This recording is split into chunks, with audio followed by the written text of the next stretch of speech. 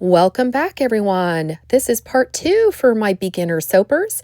Yesterday, we talked all about some great supplies that brand new soapers are going to need to have to start this fascinating and fun hobby. We also discussed how to get some on a budget so that it does not break your bank account. And I also shared my tips for making your very own soap mold, specifically a wonderful slab mold from a simple cardboard box, which we'll be using today in the video that I'm going to show you for our 4-ingredient cold process soap recipe. So we'll be going through that step by step. So please sit down, enjoy yourself, and let's get soaping. Hey everyone, it's Mary with Happy Pine Soap. Welcome back to my channel. Today is part 2 from yesterday's video that I did for those who are brand new soapers and looking to make cold process soap on a budget. I showed you in part 1, which I will link below, by the way, in the description. I showed you all different money saving tips on supplies. I showed you how to make your own slab mold just from a simple cardboard box to save you money. And so I had promised that we would do a simple 4-ingredient recipe that we do from scratch as well. But I ran out of time because it was Halloween. So today it is the day after. By the way, I hope you all enjoyed yourself if you did go out and celebrate with Halloween, or if you have any little ones that you took out trick-or-treating. Hope it was a lot of fun. So today, part 2, I will show you step by step, especially if you're a brand new beginner. This will be very helpful. I'll teach you all about lye safety, how to handle lye safely. If that's intimidating to you and you've never made cold process soap, I hopefully will make it approachable, easy to understand, and will guide you step by step all the way from making the lye solution to cutting our finished soap. We'll have a simple 4-ingredient recipe for you to use as well. And I hope you will find this very helpful if you're a new beginning soaper. And as always, I appreciate all of you. Hit that like and subscribe button if you haven't. That helps grow my channel. And without further ado, let's get started. We are back with our recipe, and some of you with sharp eyes might have noticed that the previous video I had an accidental 5-pound recipe. It is not supposed to be 5 pounds. So what I did is I adjusted it back downwards, and now it's around that 3.5 total soap weight, 3.5 ounces. So that's not ounces, pounds.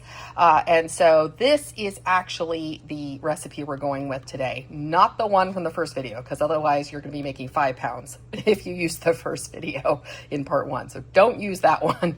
We're going with a 3.5 pound recipe, unless of course you have a 5-pound mold, in which case by all means go ahead. That's a 5-pound, exactly the same, just 5 pounds. All right.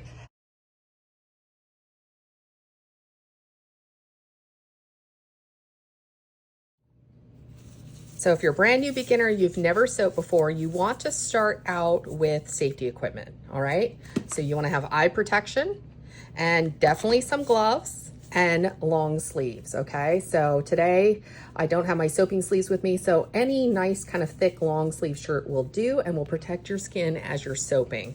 All right, so that's step 1. Get your safety equipment on. You don't ever want to be handling lye without safety equipment. Your eyes are priceless, and lye may burn skin, and thankfully the burns do heal, but you know what does not heal is your eyeballs. So always make sure to have some very good safety goggles when you start working with lye. All right, so I'm going to get these gloves on, and then we are going to get our lye measured out. So our recipe calls for 5.63 ounces of lye. And again, we have our lye here. And what you're going to do is put your container that you're measuring your lye in, and then you want to press tare, which is essentially clearing it out and making it 0. And then you're ready to go and measure your lye. So let me get this open here. It's a brand new jar. I'm going to have to open the safety lid or the safety seal as well. I'll be right back. All right, we're ready to go.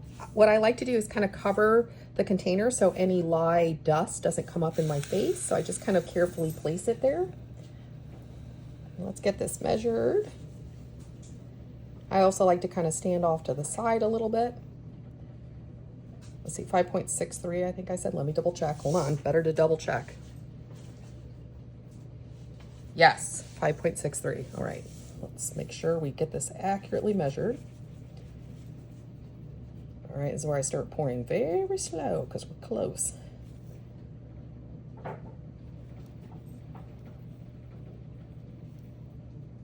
Ooh, 5.4, close. 5.5. There we go, 5.6. We'll call it a day there. Now here is your container that you're going to be using for your lye solution. Again, as I mentioned in the first video, you want to make sure any plastic container you use has the recycling number of 5. Mine is right here. You're probably not going to be able to see it, but it's that triangle with the number 5 in the middle. So as long as it has that, you're good to go, and it will withstand the extreme heat of the lye. I'm going to go ahead and measure out our water. Let me see what it was. 8.4, okay, 8.44. So let me go measure out 8.44 ounces of water. You're going to want to use distilled water ideally. I don't have my distilled water, so I have some filtered water. So I'm going to use filtered water actually, which should hopefully be okay. And one thing I forgot to mention is make sure your scale is once again set to 0. You're going to measure your container here. And then what I'm going to do is tear it out again so that when my water is in it, it has the correct ounces, because it's basically taken out those, see, negative 2.2 ounces. So when I come and fill it with water, I'll know that I have the correct ounces. So that is another tip to be aware of. So I'm just eyeballing it. The first round, it's 9.8, so I need to pour a little bit of this out, so I'll be right back. All right, we have our 8.4 ounces, and if we wanted to make sure, what we can do is pour this water into a brand new container. Let me show you how that's done real quick. Normally when I'm pouring water, I don't have to get it from the sink, or we have a filtered water attachment on our sink. All right, so make sure to tear this out, make sure it's 0.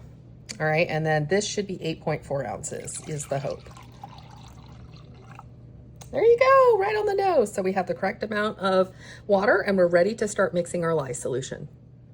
Now to get your lye solution going, you want to carefully pour your lye into your water. You never do it the opposite, where you pour water into lye. That's very dangerous. So your lye always goes into the water, all right? And I like to pour slowly, and normally you can do this outside, by the way, if you're worried about fumes. It definitely isn't a bad thing to do it outside. Otherwise, pop a few windows open if you're able to. And at the very least, I stand quite, you can't see me, but I stand quite a bit off to the distance so that my face is not directly over the container. You can also use a mask as well to reduce any fumes. So those are just some lye safety tips as well. But go ahead and carefully pour nice and slow, and just kind of keep mixing is what you're gonna do.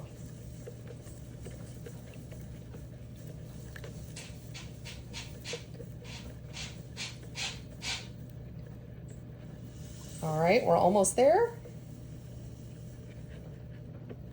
Give it a little tap here, make sure all of it is out.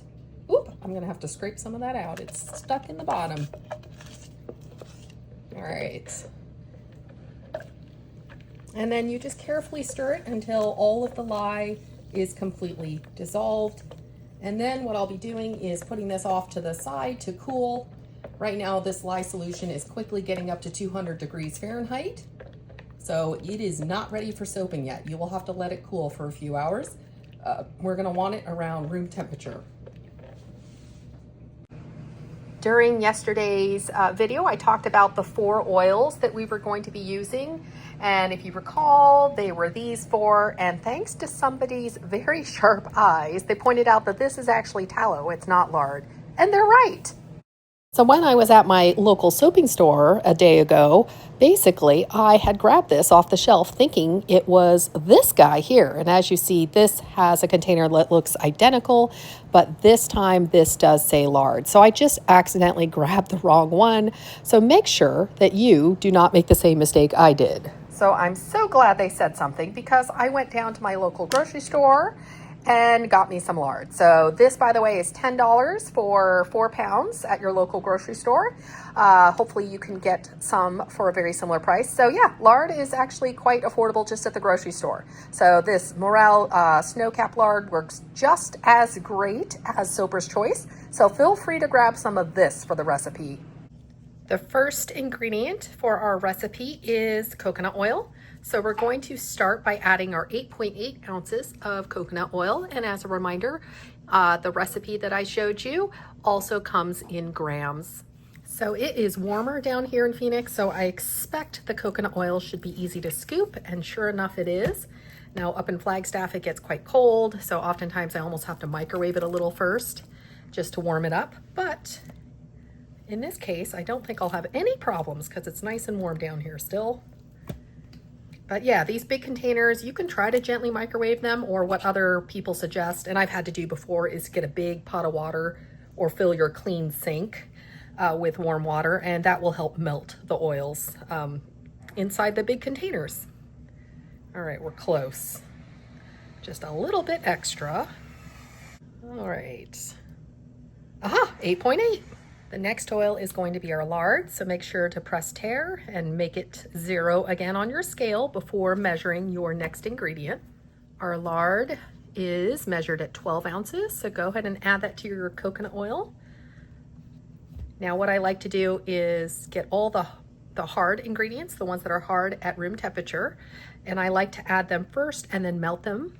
And then what I do is I add our liquid oils after that. All right, let's try to get 12 ounces here.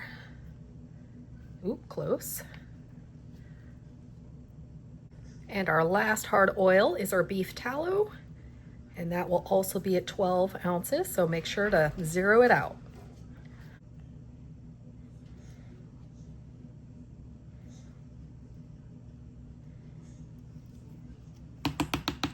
The next step is to microwave these. You want to make sure they're all nice and melted. That usually is around 140 degrees. So let me go ahead and microwave these and I'll be right back.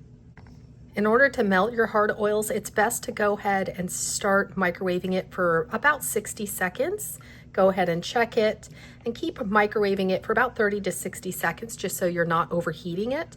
And once it's to about this stage, I like to just stir it gently and let it melt the rest of the way. And we'll check the temperature here as well. Let's see here. We're gonna use this guy and hopefully it's around 140, but if not, we'll microwave it just a little bit extra. This is why I love my infrared thermometer, which is up in Flag, because it's instantaneous, versus this way you do have to kind of hold it for, a little bit of time. It's not as convenient, but again, if you're a beginning soaper and don't have a lot of money, it's okay to start with the basics. So it looks like this is maybe about 110. It looks like to be 105 right now. Oh, it's going up to 110, I guess. It just takes a little longer. All right, we're gonna microwave it for maybe another 20 seconds, I think. And hopefully it'll be closer to that 140. You want it around 140 so that all of the oils are completely melted smoothly, and it also reduces like steric spots and some other things that can happen when the oils are not fully melted. I had to microwave it for about another 20 seconds actually, and it is now around 140, so we're ready to add our soft oil, which is our sunflower oil. Our last oil is the soft oil, or the high oleic sunflower oil. That is at 7.2 ounces. So let's go ahead and pour that. Again, making sure your scale's set to 0. Let's carefully pour in 7.2 ounces.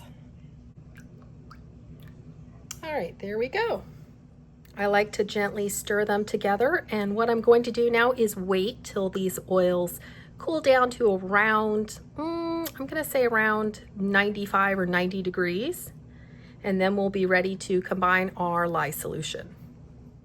So originally I thought I might make a salt bar, but I changed my mind, and instead I'm just going to add a little bit of the sea salt to our lye solution, and that will act like sodium lactate. So sodium lactate, normally it's something I pre-buy and I add to my lye water to help it unmold quicker, but in this case I don't have it, so we're going to just add it directly to our lye solution.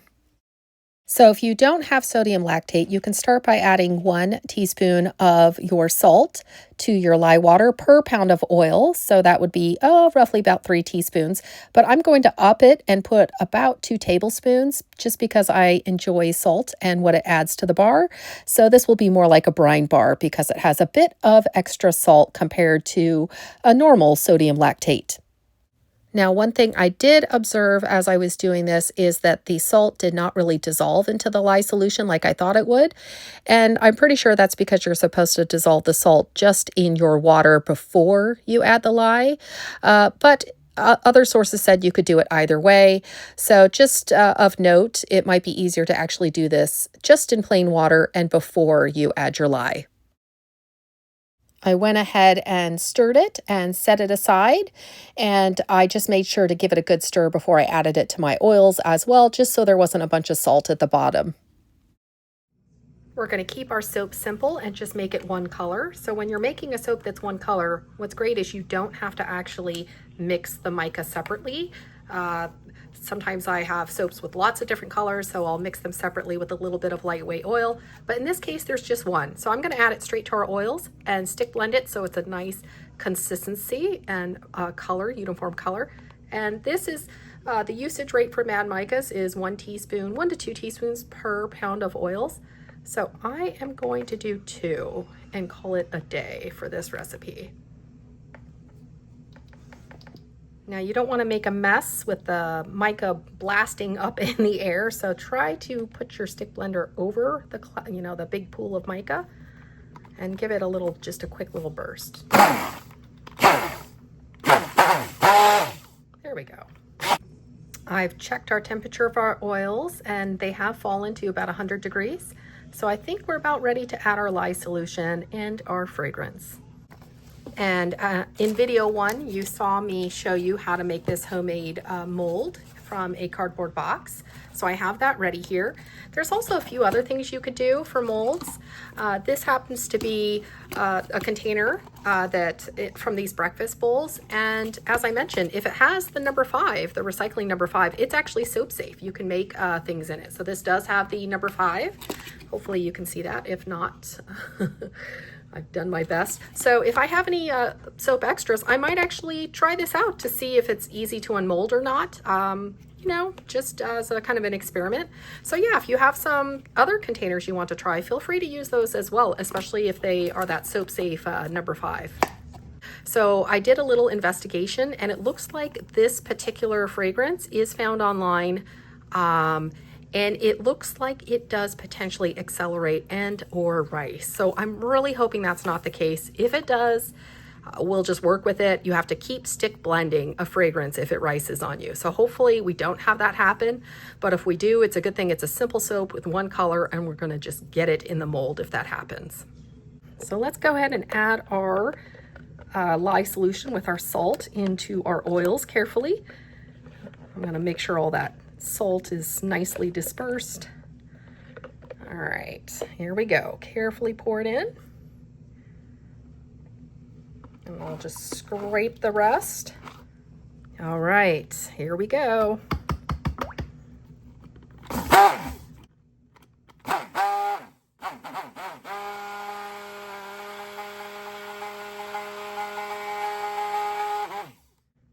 All right, so this recipe is based on my 5 ingredient recipe, which I know is super fluid and stays fluid for a long time. So I'm very curious to see if there's any difference with the salt. It feels like it might be thickening up a little bit, but not too terribly. But the real kicker is going to be when we add that fragrance. Oh, all right, we'll blend it for just a bit longer. So our recipe calls for 2 ounces of fragrance. So I have the scale underneath the bowl. I'm not sure you can see it. I don't think you can. So we're going to measure out 2 ounces of this, and I'm going to first stir it by hand. The website said to try stirring it by hand to prevent the ricing. So we're going to do that.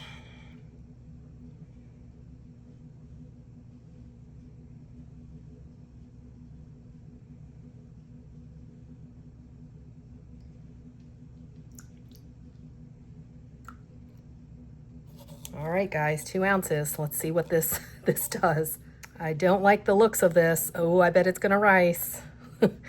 Oh man. So ricing is when you get very thick clumps. Yeah, I think it's ricing. So we're gonna have to stick blend this out. So yep, that's why I don't buy, look at that, look at that. That's all fragrance, unbelievable. So yeah, you see that? That's unincorporated fragrance. So we are gonna have to stick blend this sucker. That's why I do not normally buy fragrances at my local soap store, because I cannot tell what the heck they're gonna do.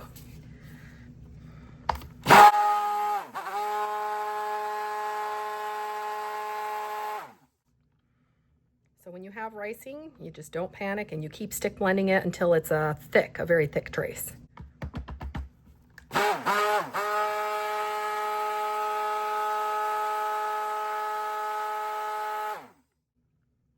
right, trying to get all those lumps out.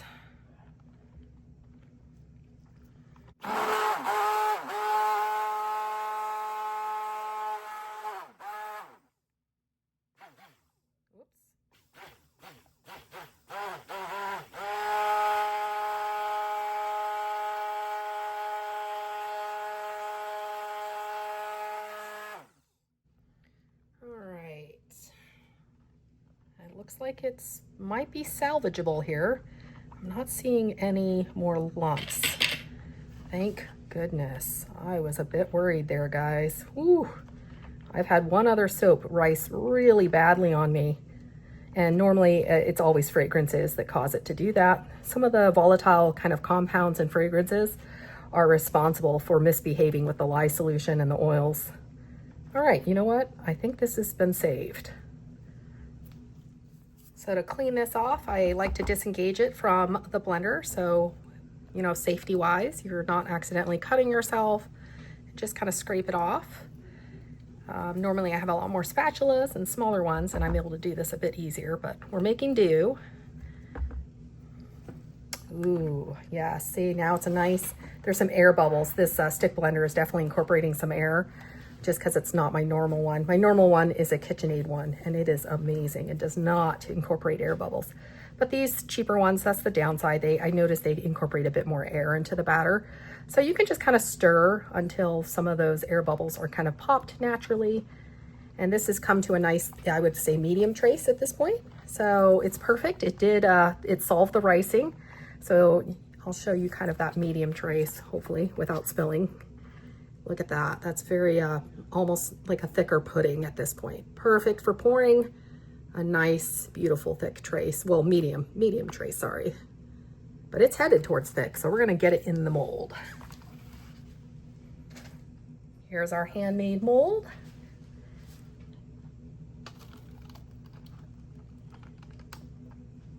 Lovely. That 3.5 pound batch is perfect.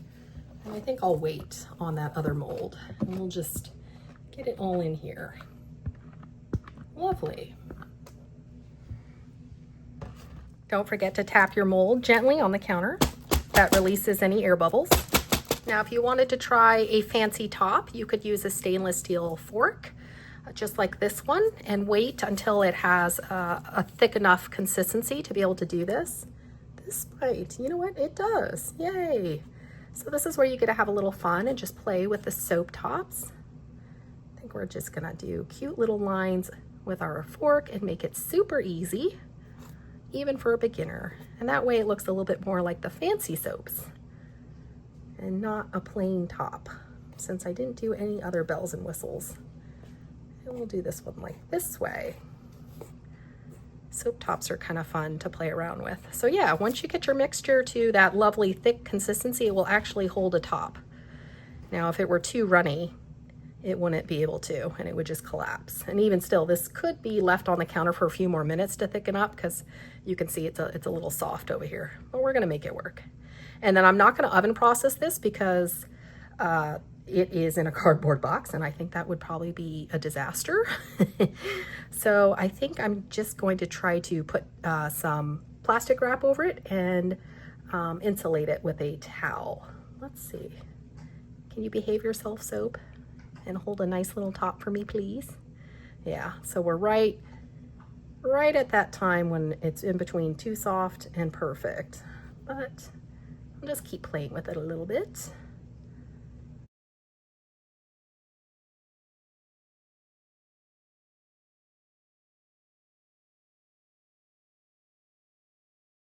I went ahead and covered it in some plastic wrap, and I also put the lid from one of the bowls on top just so nothing, falls on top of the soap.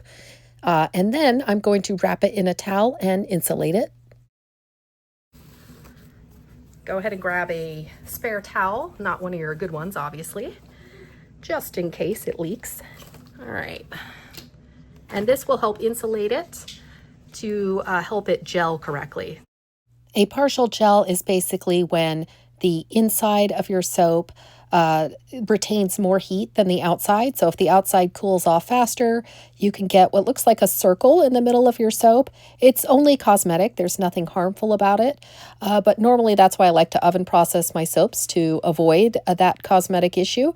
But you can try insulating your soap molds with a towel and on your kitchen counter, for example, and that should hopefully retain enough heat that you get the soap to completely gel and not have that cosmetic appearance of that circle in the middle of the soap. Also, gelling your soaps will make them more vibrant, and it also makes them unmold faster.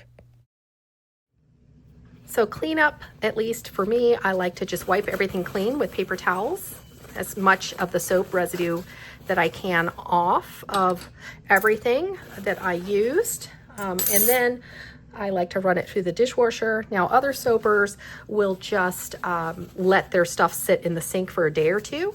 And that way the soap turns into soap. It saponifies. And then they clean it because, you're basically just cleaning off soap. But I don't have enough time, or I guess I have a lot of family members, a lot of dishes we have to do, so I can't really let it sit that long. So I like to just do it this way. So yeah, I clean everything off. And that way it's not ruining my pipes, it's not ruining my dishwasher. It goes in, as you see, pretty darn clean. And then the bowls, the last thing, it's not too bad. This is just one color and only one container really, so it's pretty easy. There we go. So everything is pretty much wiped out and ready for the dishwasher. I waited to the next day to unmold it, and after carefully removing the tape, it came right out of the box, thank goodness. The box did not leak, so that was also a plus. I was quite happy with that.